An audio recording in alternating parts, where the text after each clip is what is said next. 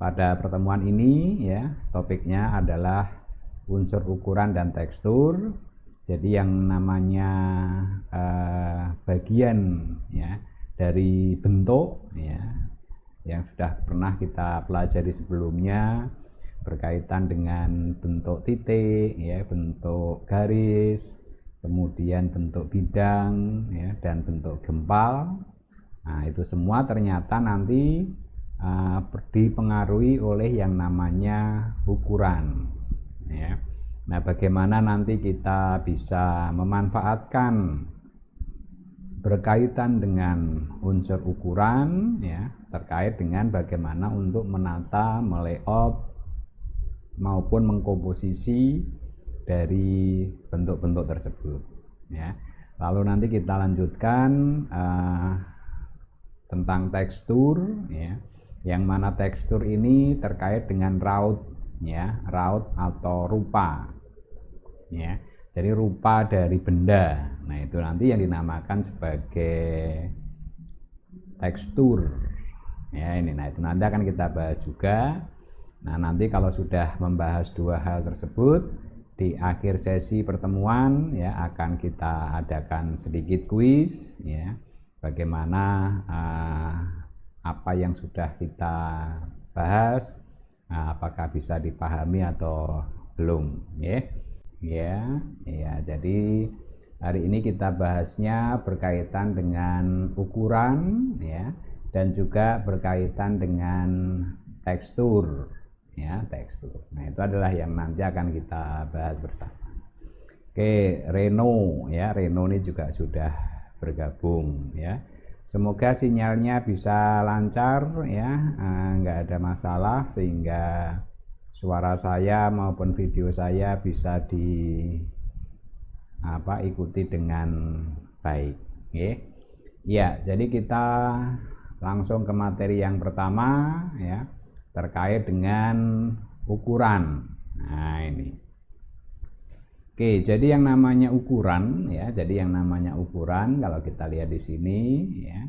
Jadi ukuran itu merupakan sesuatu ya yang nantinya akan mempengaruhi dari sebuah bentuk. Oke, Farel Agam hadir. Terus apa ini? Syed Hanif hadir ya.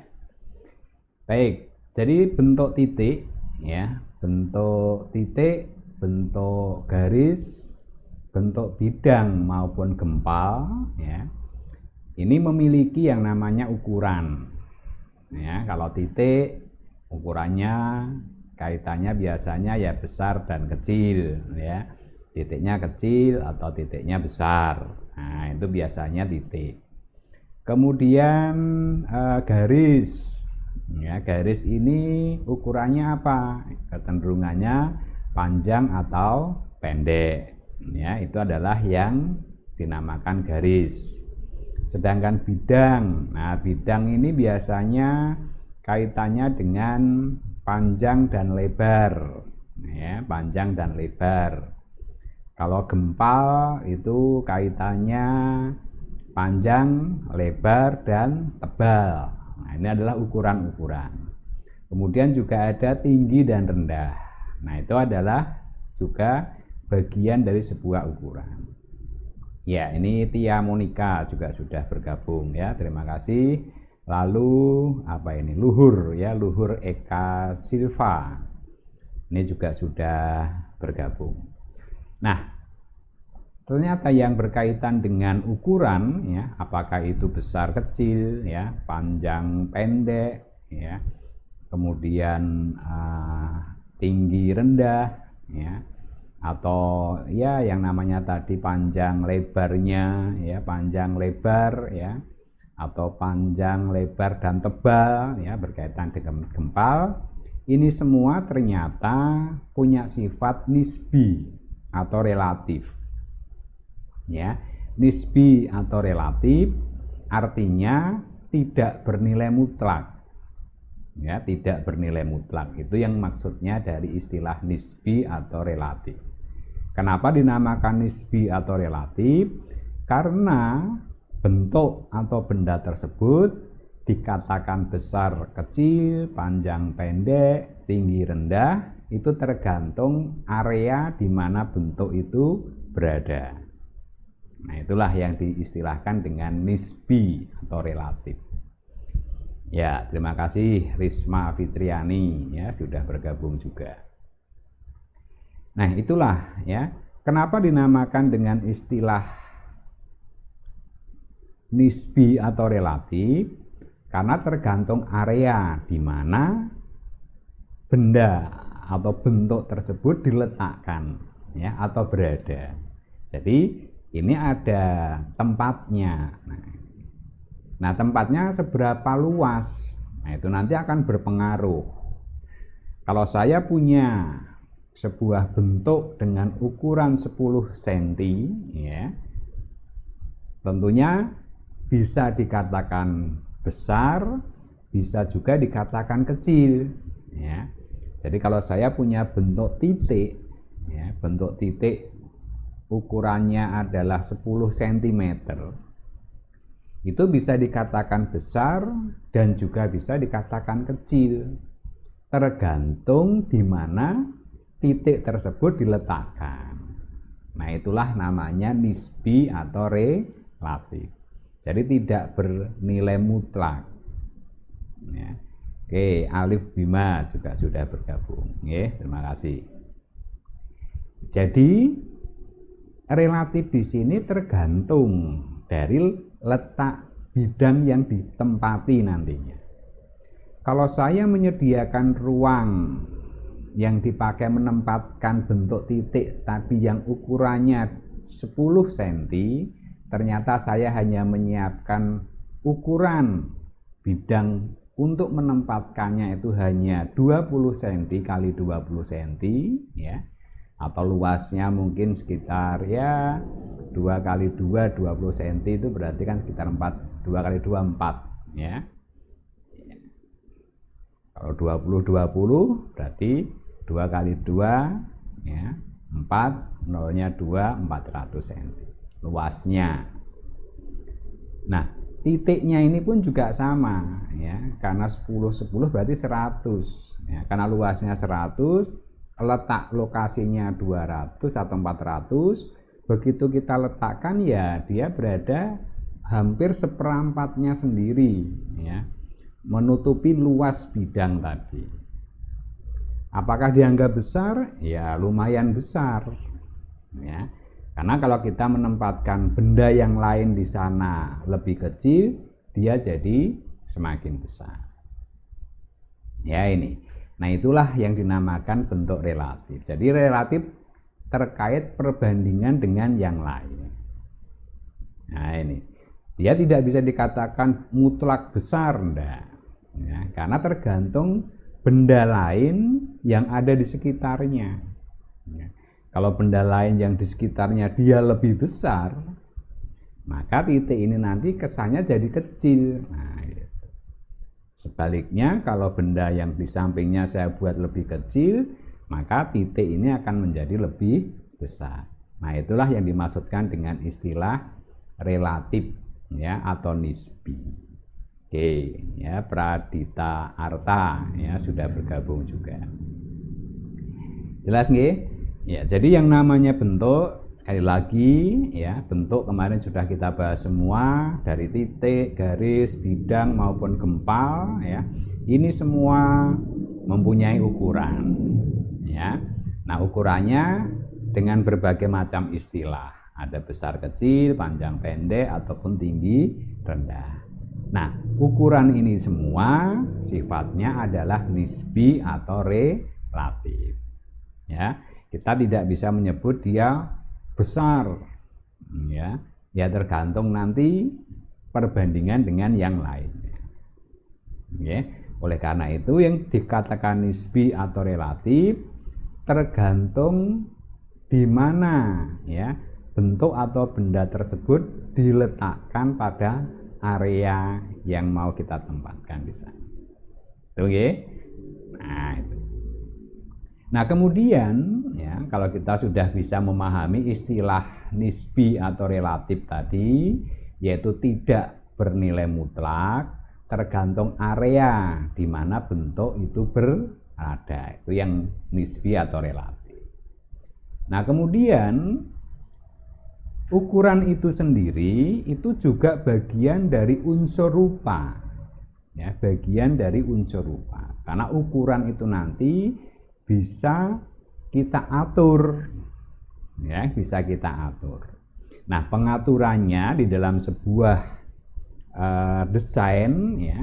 Nah, di situ nanti kita bisa menerapkan yang namanya interval tangga. Ya.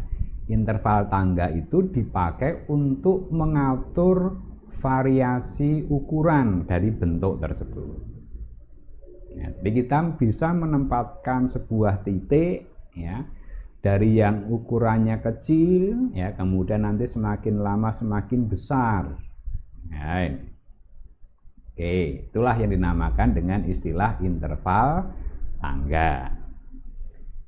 Fada, oke, bergabung sudah. Revi, Raudatul Jannah juga sudah ya. Terima kasih. Nah, kita kembali ke sini. Jadi yang namanya interval ya, interval itu nanti biasanya digunakan di dalam tangga nada ya. Jadi kalau kita ya sering dulu waktu di SMP mungkin ya ada pelajaran musik ya, atau bahkan mungkin di SD Anda diajari nada tangga lagu. Nah, ini tangga nada ya, tangga nada itu ada istilah do, re, mi, fa, sol. Nah, itu semua merupakan interval ya. Jadi jarak tertentu atau bentuk tertentu ya, dengan pola yang berurutan. Ya. Kalau tangga nada, nada dari nada rendah sampai ke nada tinggi. Ya. Nah, dari nada rendah ke nada tinggi itu ada intervalnya. Nah, intervalnya apa? Yaitu tadi do, re, mi, fa, sol, la, si, do. Nah, ini. Itu tangga nada. Ya, jadi semakin lama semakin naik terus, ya, itu tangga nada. Nah, ternyata di dalam desain pun ya itu dipakai sebagai acuan, ya, dipakai sebagai acuan untuk menyederhanakan. Kira-kira untuk membuat interval itu berapa banyak sih? Nah, gitu. Anda mau buat 10 ya boleh, mau buat 100 ya boleh, ya, mau buat 1000 ya boleh, tidak ada masalah. Hanya saja di dalam pembahasan untuk memudahkan ya, mengilustrasikan interval, maka di dalam sebuah desain grafis juga mengambil pola dari tangga nada lagu. Maka di sini ada istilah gunakan 7 interval untuk ukuran bentuk. Jadi dengan menggunakan 7 itu saja sudah mewakili. Ya, sudah mewakili. Nah, kalau saya mau membuat lebih tinggi lagi boleh enggak? Atau kalau saya mau membuat lebih rendah lagi boleh enggak? boleh, tidak masalah. Ya. Bahkan tangga nada pun ya ada setelah tadi kita mulai dari do sampai si, kalau mau ditambah lagi do lagi, nah ini pakai tanda titik di atasnya, berarti naik 1 oktav ya. Atau kalau kita pengen turun ya boleh turun 1 oktav. Oleh karena itu pemahaman kita ini hanya untuk menunjukkan bahwa yang namanya interval itu adalah pola yang berurutan, terdapat sebuah bentuk perubahan yang tahap demi tahap, step by step.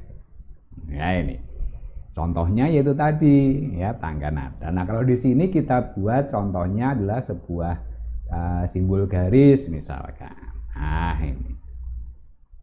ini kita lihat, ini dimulai dari tangga nada pertama do, ini ada re, mi, fa, sol, la, si. Nah ini.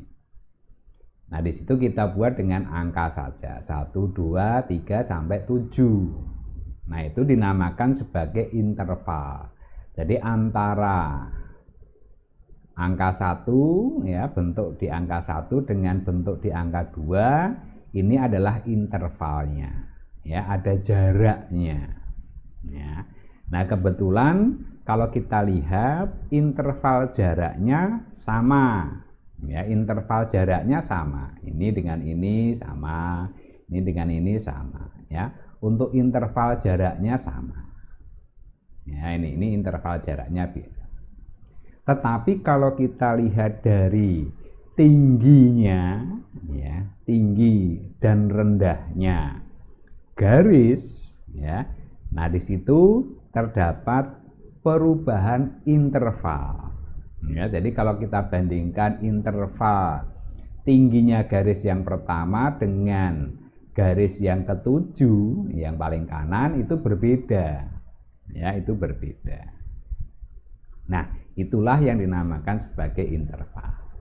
Nah interval itu bisa dimainkan berdasarkan tinggi rendah, ya tadi sudah. Kemudian juga bisa kalau kita mau lihat mungkin dari ukuran panjang dan pendek, ya. Itu kalau kita menggunakan ukuran batang ya, mendatar, panjang dan pendek, atau kalau kita buat titik besar dan kecil. Ya. Nah, itu adalah pola perubahannya. Jadi intervalnya kelihatan.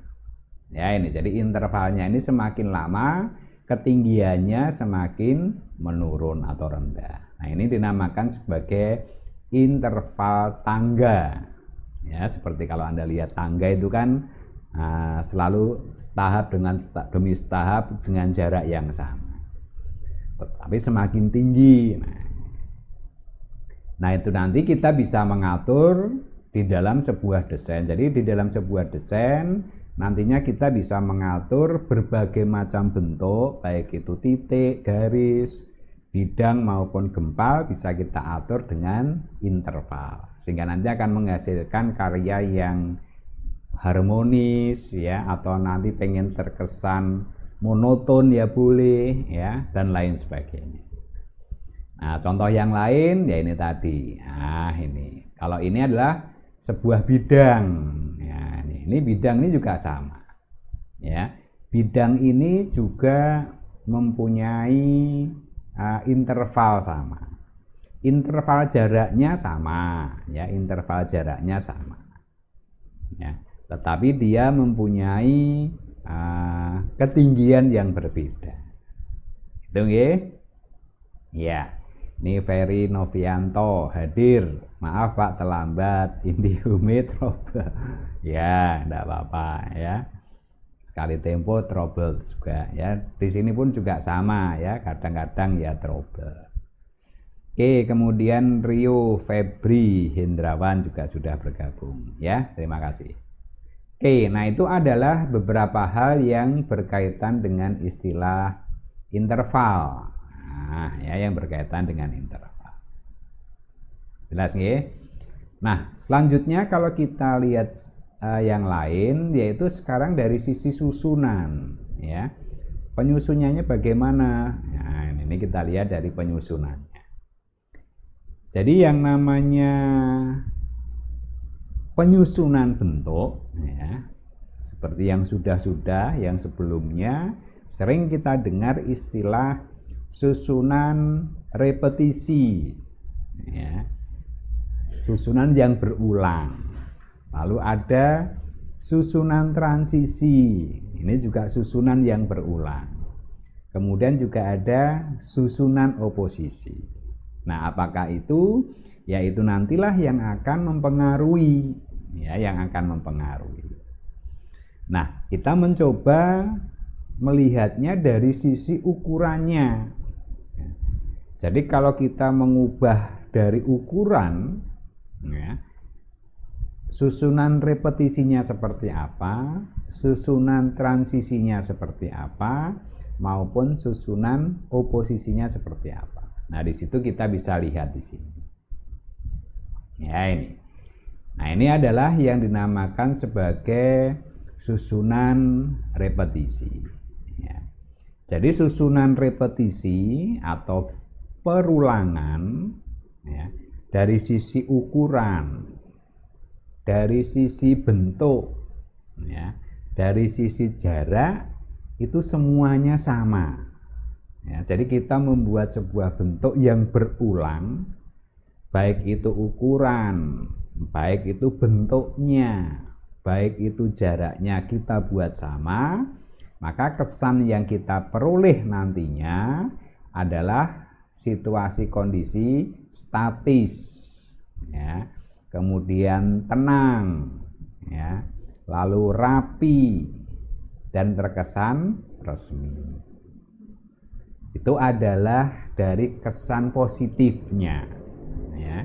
Jadi kesan yang ditimbulkan akibat kita menata ulang, ya, menyusun ulang ukuran, bentuk dan jarak yang sama, ya, itu kesan yang kita tangkap adalah kesan statis, kesan tenang, rapi ataupun resmi. Itu kesan positifnya. Tapi di satu sisi ada kesan negatif. Kesan negatifnya apa? Nah, itu terkesan menjemukan, monoton. Nah, itu kesan yang ditimbulkan seperti itu. Nah, tergantung nanti dari sisi mana kita mau melihatnya, ya. Nah, ini itu tadi, ya. Jadi kalau kita lihat objek di sini ukurannya, ya, kemudian bentuknya, ya, lalu jarak antar bentuk tadi, antar bendanya juga sama. Nah, ini kan terkesannya ini terkesan statis, ya, tidak ada gejolak begitu, ya. Tidak ada kesan ya aneh-aneh, ya. Resmi oke. Nah, apakah kesan tersebut jelek? Enggak, ya, bagus juga. Tergantung nanti saat kita mau menggunakan pola-pola yang bersifat statis atau pola tenang atau pola rapi maupun kesan resmi. Ya, jadi ini semua bisa dimanfaatkan nantinya. Ya, saat Anda membutuhkan kesan formal, nah, maka coba Anda atur dengan model pola penataan seperti ini. Ini akan punya kesan keteraturan, terkesan formal, terkesan resmi. Oke, Malvin Juven, ya, ini juga sudah hadir. Pak Asia-nya kok masih ada Asia sih? Masih ya? Oke. Asia trouble. Oke. Ya, enggak apa-apa, yang penting bisa bergabung, oke. Kemudian dari pola yang kita lihat di sini, ya, dari pola ini kalau kita lihat, ya, ini pola ini sebetulnya sangat bermanfaat, ya, sangat bermanfaat saat nanti Anda mengatur komposisi atau melayout.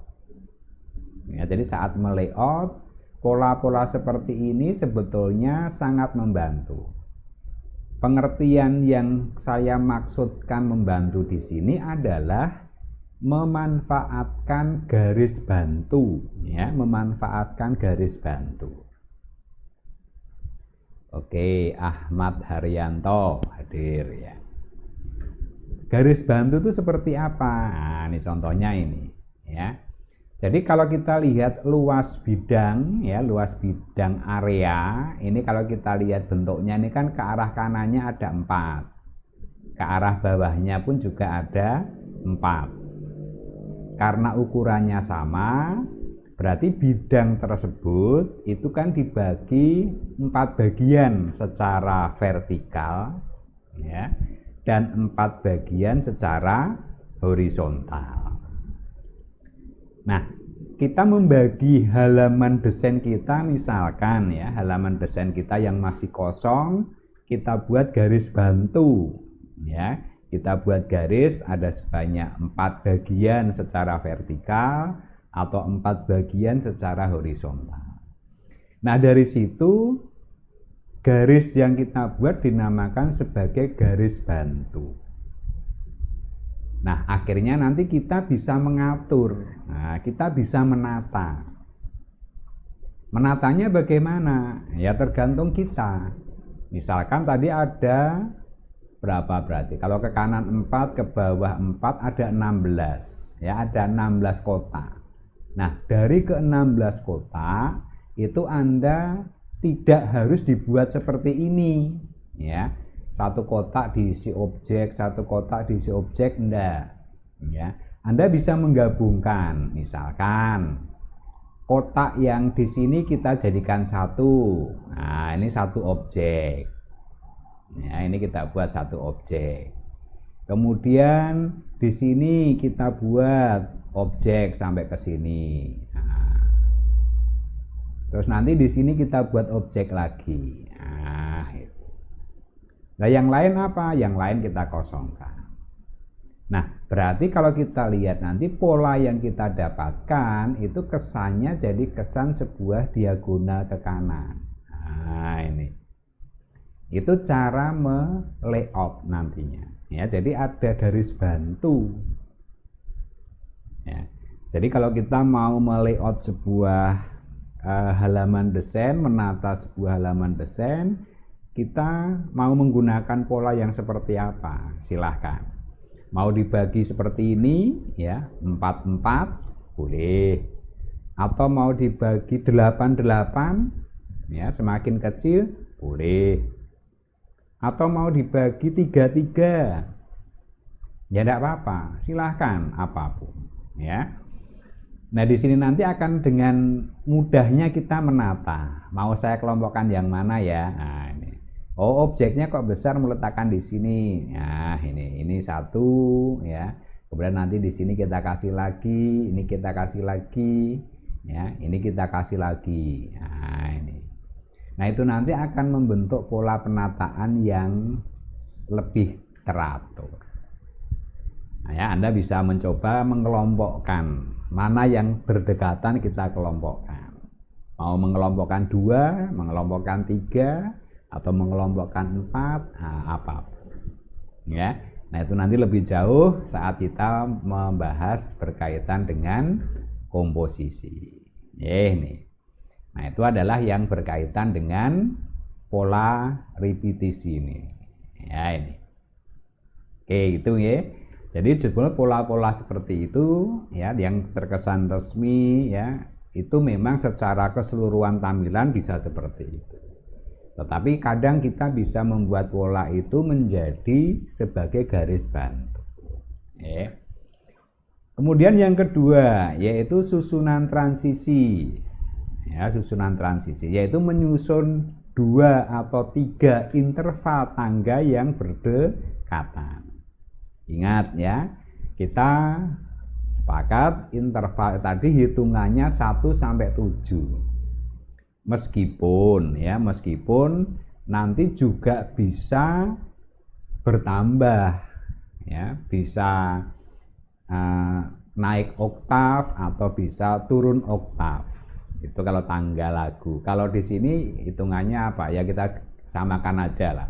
Ya. Jadi interval tangga ukuran naik 1 oktav atau bisa juga turun oktav. Sehingga bisa punya, kalau tadi 7 naiknya 7, 14 turunnya 7 lagi. 21. Oh, sudah banyak kan. Nah, pengertian di sini untuk memudahkan saja istilah, ya. Jadi menyusun 2 atau 3 interval saja. Jadi tidak semuanya. Kita ngambilnya contohnya di sini interval yang poin 5 dan poin 6. Ya, akan menghasilkan kesan yang harmonis. Nah, ini. Itu kalau kita lihat dari sebuah simbol gambar titik ini, misalkan. Nah, ini. Ya. Jadi kita mengambil di sana hanya beberapa saja. Ya, kita hanya mengambil beberapa saja, ya, yang ukurannya berdekatan, ya. Nah, di situ kita mainkan, ya, kita atur. Nah, akhirnya kita bisa mendapatkan pola seperti itu, ya, pola-pola yang berdekatan. Akhirnya kita bisa menghasilkan kesan gradasi. Ya. Tahu ya gradasi ya, gradasi itu perubahan dari terang ke gelap, gelap ke terang, tidak kontras ya, tidak langsung hitam putih enggak. Tapi terkesan ada gradasi perubahan yang sedikit demi sedikit tadi. Nah, itu kita memainkan dengan 3 atau 4 tangga yang berdekatan kita atur. Ya. Nah, contohnya di sini menggunakan tanda titik. Oke, ini Ahmad Haryanto sudah bergabung, Muhammad Miftahul Ulum ya sudah bergabung, Bagas Kurniawan habis babel. Ya, ini pemain bal tenan iki, Bagas Kurniawan. Ya. Pemain kayak siapa? Dulu ada yang namanya Kurniawan ya. Siapa pemain? Kurniawan ya. Sudah jadi pelatih kayaknya. Lalu Adam Dionis ya, ini juga sudah hadir, maaf telat ya, enggak apa-apa. Baik, sudah bergabung, terima kasih. Nah, itu tadi ya yang kita namakan dengan istilah transisi tadi ya, dengan istilah transisi. Nah, kemudian untuk susunan yang lain ya, susunan yang lain ya dinamakan dengan istilah susunan oposisi. Ya, susunan oposisi. Jadi susunan oposisi di sini selalu berlawanan, kontra. Ya, susunan bentuk-bentuk dengan ukuran 2 interval tangga yang berjauhan ya, antara 1 dengan 7 itu kan kontranya sangat jauh ya. Oh ya, Frada tadi sudah. Oke. Belum tak sebut ya Mas Frada ya. Ya, Bagas tadi sudah ya, Prada sudah tak sebut tadi kok ya, sama sahabat tadi Raffi ya, sudah tak sebut tadi, hadir tadi.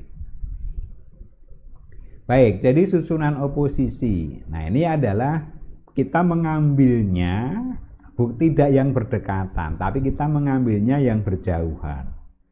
Bahkan kadang kita mengambilnya bentuknya bisa berbeda. Dari lingkaran dengan kotak persegi ya, dulu pernah ya, ini juga kita bisa sebut oposisi. Kita menggunakan interval yang 1 dengan interval yang 7. Nah, ini juga bisa kita namakan oposisi. Nah, kesannya menghasilkan kontras karena yang satu tinggi sekali, yang satu rendah ya, sangat terkesan tajam. Ini kesan yang dimunculkan karena kita menggunakan perbandingan yang sangat jauh. Nah, itu dinamakan dengan istilah susunan oposisi. Ya, ini. Nah, ini contohnya di sini oposisinya cuman sudah dibuat lebih banyak. Ya, jadi kesannya menjadi segala sesuatunya menjadi lebih ya untuk menetralisir sebetulnya. Karena di situ sudah semakin banyak ya, nanti akan ada contoh yang berikutnya penjelasan yang lain ya. Jadi kalau kita menempatkan hanya dua, ya, jaraknya berjauhan 1 dan 7, ya, ini kesannya jadi sangat kontras tadi, ya, sangat kuat penolakannya. Nah, dengan menambahkan beberapa bentuk, ya, jadi kontranya dibuat lebih banyak, itu kesannya menjadi ternetralisir. Ya, kesan kerasnya menjadi ternetralisir. Ya, ini, nah itulah yang nantinya akan bisa kita lihat dari sisi pengaruhnya tadi.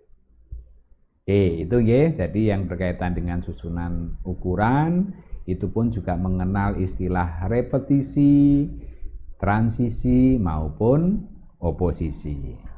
Nah, sekarang kita lihat untuk yang oposisinya. Nah, untuk yang oposisinya, ya, ini kadang kalau kita cermati susunan oposisi terkadang hasilnya kurang bagus, ya, atau kontradiksi kayak tadi. Ya, nah untuk mengatasinya, ya, tadi intervalnya kita bandingkan 1 dengan 7, ya, dua bentuk dua objek itu tadi kan terkesan keras, ya, kontranya sangat kuat. Nah, itu bisa dinetralisir dengan cara ini tadi, mengulang. Nah, ini mengulang-ulang dua bentuk yang kontras tadi. Ukurannya sama, tetapi kita buat lebih banyak lagi di area tersebut. Nah, ini nanti akan menetralisir kesan dari kontradiktifnya tadi. Ya. Nah, seperti ini contohnya tadi, ya. Ini adalah bersifat kontradiktif. Kemudian untuk yang kedua cara yang lain, yaitu ukuran-ukuran besar dalam jumlah banyak lalu ditambah dengan satu berukuran kecil. Atau sebaliknya, ya, atau sebaliknya. Ukurannya kecil-kecil dibuat menjadi yang lebih besar. Nah, ini.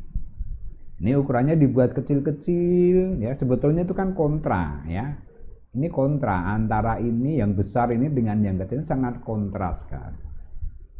Tetapi bisa dinetralisir dengan membuat yang kecil-kecil diperbanyak atau sebaliknya yang besar-besar diperbanyak. Kesannya jadi tidak terlalu kontra, ya, karena ternetralisir oleh tampilan yang lain. Ini contoh cara menetralisir yang oposisi, ya. Dan yang terakhir adalah terkait dengan ukuran memberi jembatan. Nah, ini kalau memberi jembatan seperti ini maksudnya, ya. Jadi kalau kita membandingkan ini kotak yang kiri dengan kotak yang kanan, ini terlalu kuat, ya. Karena bentuknya jelas berbeda. Nah, kita bisa memberikan jembatan atau perantara untuk menetralisir, ya, untuk menetralisir kontra yang terlalu kuat ini. Ya, sehingga kita seolah-olah mengikuti perubahan sedikit demi sedikit berubah bentuk seperti itu. Nah, kalau gambar 4 yang tengah ini dihilangkan, ya, 4 yang tengah ini dihilangkan kan sangat kontras. Yang satu kotak, yang satu bulat. Nah, ini kontras sekali. Itu ya. Nah, caranya gimana? Ya, kalau tadi, ya, dengan cara diulang-ulang bentuknya sehingga nanti akan ternetralisir. Atau kita buat yang kecil diperbanyak atau yang besar diperbanyak atau bentuknya itu diperbanyak dan lain sebagainya. Dan yang terakhir adalah menggunakan pola jembatan seperti ini. Ini dinamakan sebagai pola mengatasi oposisi. Ya, jadi ada 3 hal. Ya. Berikutnya kita masuk ke tekstur. Ya.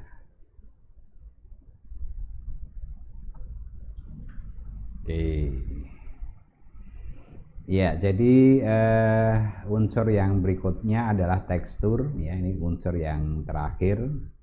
Jadi ini adalah rupa, ya. Ini adalah rupa dari yang namanya tekstur. Nah, kita lihat dulu apa itu tekstur ya. Jadi tekstur merupakan bentuk benda yang memiliki raut ya. Raut atau rupa ya, raut muka, rupanya muka. Ya. Jadi apa istilahnya nanti? Tekstur itu adalah ya raut ya. Jadi nanti istilahnya kalau di sini nanti bisa disebut tekstur.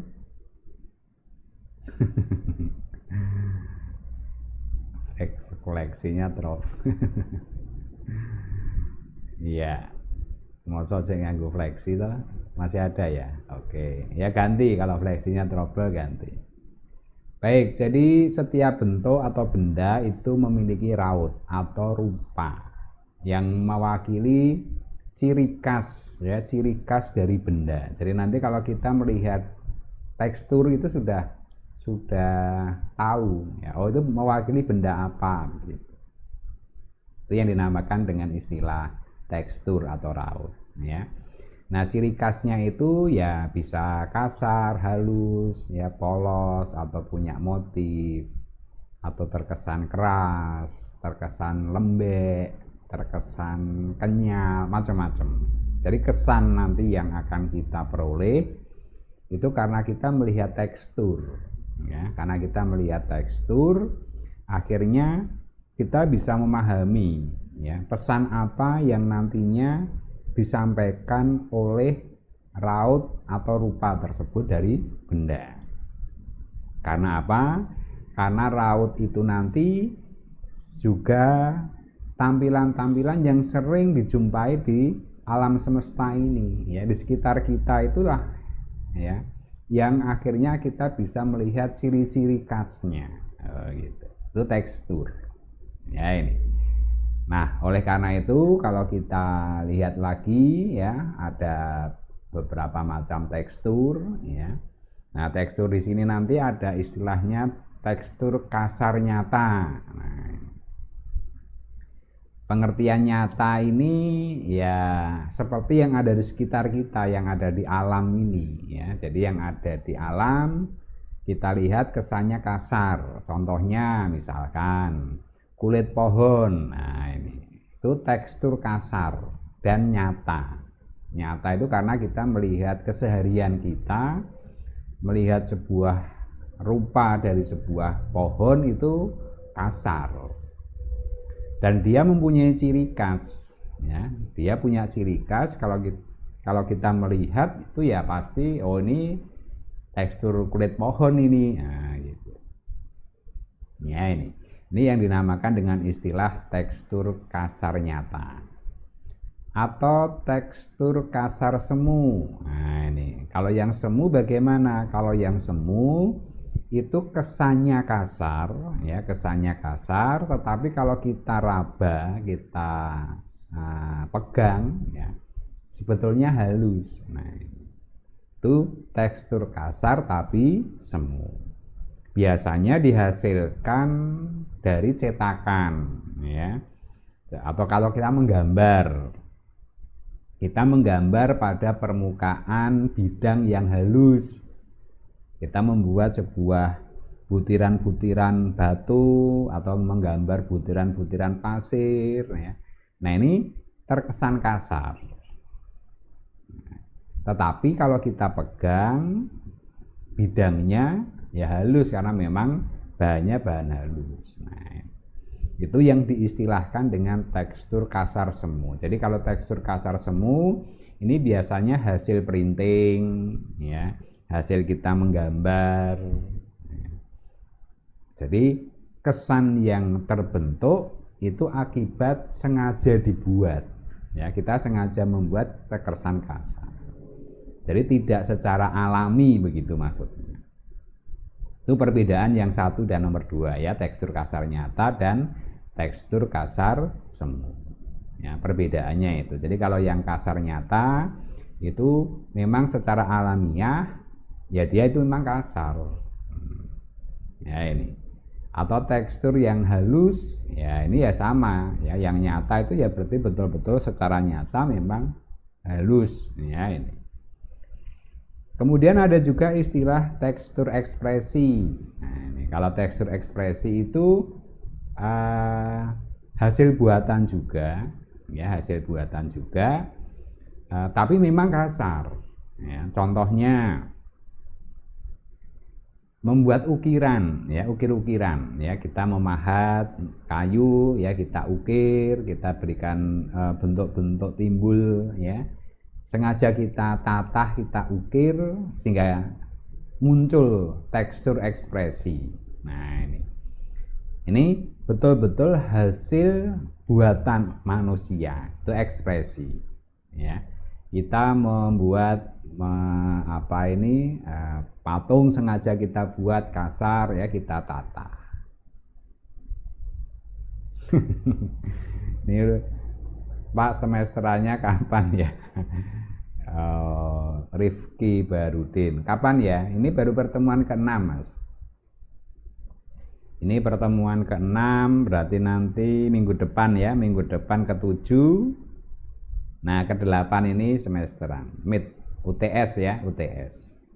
Kalau semesterannya masih jauh ya. Ini kan baru pertemuan berapa? 6. Semesteran nanti pertemuan 16 ya. Tapi kalau tanyanya UTS ya, tengah semester nanti pertemuan 8. Berarti nanti ini 6, hari ini 6 ya, besok kita bahas satu lagi warna ya.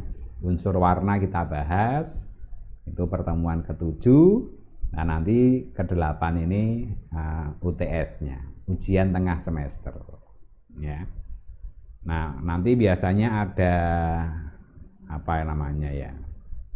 ada minggu tenang atau enggak ya. Nah, kalau ada minggu tenang ya berarti seminggunya itu tenang. Tenang itu enggak ada kegiatan. Kapan-kapan Mas. Iya. Itu ya.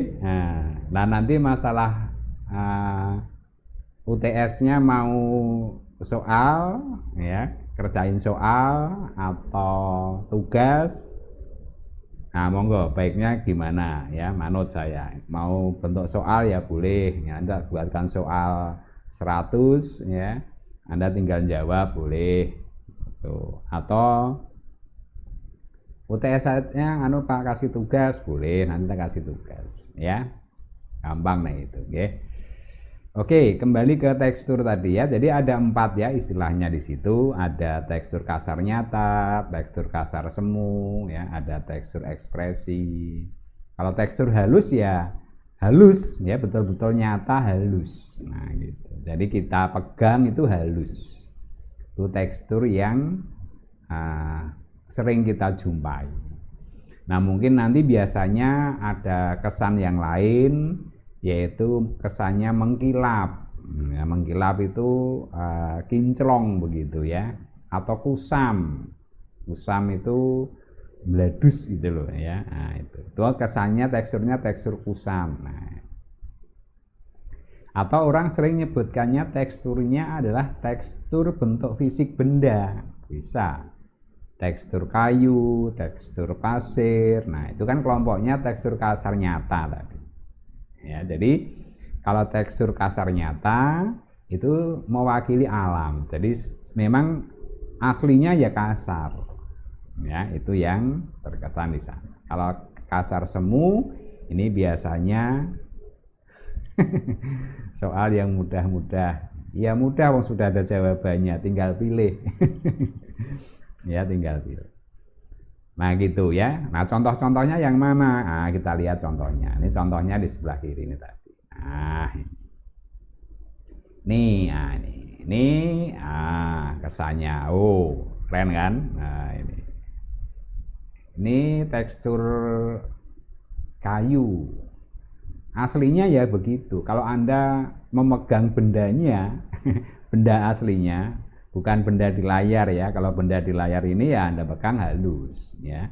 Itu hasil tampilan. Tetapi kalau Anda lihat secara fisik, Anda pegang, nah ini kasar. Nah ini tekstur kayu.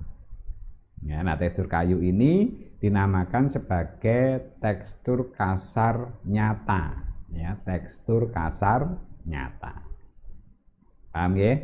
Jadi sesuatu yang ada di sekitar kita, di alam sekitar kita, di lingkungan kita, ya, yang kalau kita pegang, kita raba, itu merasakan kasar, nah ya sudah, itulah tekstur kasar nyata. Kemudian yang lain, yang kedua, ini. Wah, keren ya. Ini tekstur kasar tapi semu, ya. Tekstur kasar tapi semu. Kenapa dinamakan tekstur kasar tapi semu? Ya karena seakan-akan kalau kita melihatnya ini kasar karena seolah-olah seperti dibuat dari batu. Nah, batu itu kan yang kita tangkap itu kan kasar. Ya, meskipun kadang kita nemukan batu yang halus ya, tapi secara umum yang namanya batu atau bahkan mungkin semen ya, karena ini misalkan dibuat dari semen misalkan. Nah itu seperti itu. Hanya saja ini dinamakan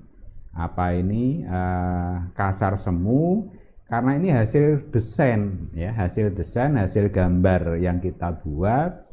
Kalau toh nanti mau dicetak, di print pada media, ya medianya pun juga medianya kertas yang halus. Nah ini itu yang dinamakan dengan istilah kasar semu, ya kasar semu. Kemudian yang ketiga mana tekstur ekspresi. Nah ini tekstur ekspresi. Ya. Dia kasar ya, tapi kasarnya dibuat. Yang buat siapa? Ya yang melukis. Nah itu. Jadi kasar misalkan menggambar menggunakan teknik tinta yang diplotot itu ya. Jadi tidak pakai kuas, langsung dari tempatnya diplotot gitu, langsung dioles-oleskan ya sedemikian rupa sehingga di situ punya kesan kasar. Ya, bahkan kalau kita pegang pun juga kasar. Gambar lukisannya maksud saya. Ya, gambar lukisannya kita pegang kasar. Nah, itu mewakili ekspresi, ya, mewakili tekstur ekspresi. Ukir-ukiran, ya, ukir-ukiran ini juga sama. Itu juga kita namakan dengan tekstur ekspresi. Jadi kasar tetapi hasil kita buat. Ya, kita membuat sengaja kita buat kasar. Nah itu yang dinamakan dengan istilah ekspresi tadi ya. Bisa juga kita melihat benda yang dihaluskan ya, jadi aslinya kasar ya, aslinya kasar tapi setelah kita poles ya, seperti batu marmer misalkan ya, batu marmer. Nah ini setelah kita poles sedemikian rupa ya setelah kita poles sedemikian rupa hasilnya jadi halus. Nah itu adalah ekspresi ya, dia tidak alam karena marmer pun itu batu. Kalau Anda temukan aslinya ya, aslinya itu ya kasar, tapi kita bisa poles ya, kita bisa poles ya. Ini ya ini Mas Malvin lembut orangnya Pak.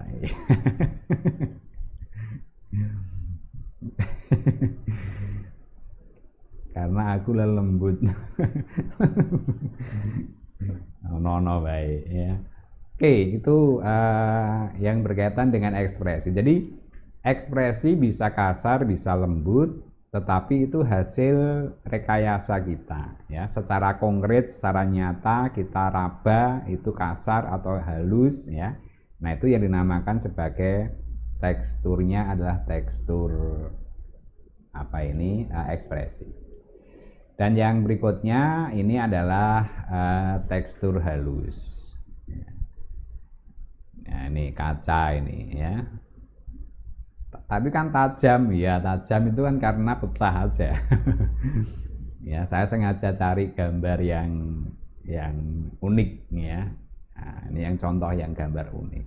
Kalau saya kasih contoh gambar yang gelas biasa ya kayaknya kok kurang apa ya, kurang ada sesuatunya begitu ya, biasalah. Nah, kalau kita nampilkan sesuatu yang tidak biasa ya, gelas pecah kok ditampilkan ya, karena ada keunikannya di sana ya, ada sudut-sudut ketajaman dan lain sebagainya ya. Ini jadi itulah yang menjadi perhatian ya. Kalau kita melihat gelas yang normal utuh biasa ya, kita sehari-hari kan sudah lihat ya. Nah, dengan melihat yang seperti ini, nah ini tentunya iya, iya. Estetika. Betul juga, benar ya. Jadi segala sesuatu itu sebetulnya tergantung rasa ya. Jadi rasa yang kita ambil. Hati yang pecah mengandung seni enggak, Pak? Iya. Ya senewen ya, kalau yang kalau hati yang pecah itu mengandung senewen. Bukan seni tapi senewen, stres. Ya. Oke, nah itu adalah sesuatu yang kadang kita melihatnya sederhana, simpel ya, tetapi kadang bisa menimbulkan sesuatu yang sedikit beda ya. Kalau kita lihat bisa ya menjadi lebih ada daya tariknya gitu ya. Jadi ini sesuatu yang tidak biasa ya dimunculkan gitu ya. Oke, nah itu adalah beberapa contoh ya, beberapa contoh yang berkaitan dengan tekstur ya. Jadi ada tekstur kasar nyata ya, ada tekstur kasar semu ya, ada tekstur ekspresi dan ada tekstur halus ya. Kaca itu kaca dimanapun kesannya halus ya. Ya, patah hati ya.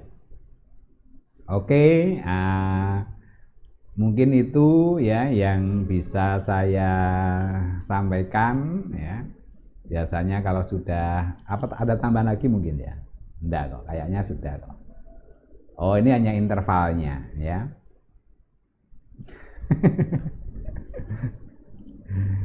Ya, jadi hampir sama ya. Kalau tadi kita melihat interval ukuran ya, itu kan berarti ukurannya yang berbeda. Kalau interval tangga tekstur ya perubahannya saja ya. Jadi perubahan dari halus ke kasar, dari kusam ke kinclong mengkilap. Nah, ini adalah ada intervalnya ya, intervalnya. Nah, itu Anda bisa mainkan di sana. Ya, jadi tingkat kekasaran atau tingkat kehalusan dari sebuah benda ya. Seperti tadi, siapa tadi yang lembut tadi ya. Malvin Juven ya. Nah, itu dia lembut misalkan ya. Satunya lagi yang Adam Dionisnya, mungkin yang punya kesan kasar lah. Nah, ini kontra ya, yang satu lembut, yang satu kasar, ini kan terkesan kontra. Nah, di antara kontra ini ada intervalnya. Nah, orang punya sifat ya di antara interval ini. Nah, ini ya, lembut banget, lemah gemulai. Terus mulai gemulainya enggak ada tapi masih lemah ya. Terus mulai kelihatan maco dan seterusnya sampai terkesan kasar atau bukan ya. Nah, ini adalah ada istilahnya interval tangga tekstur. Gitu ya. Iya. Oke, nah itu adalah yang berkaitan dengan dua unsur tambahan. Jadi sebelumnya sudah kita bahas 4 ya, titik, garis, bidang, gempal ya. Kemudian yang tambahan 2 adalah ukuran dan tekstur.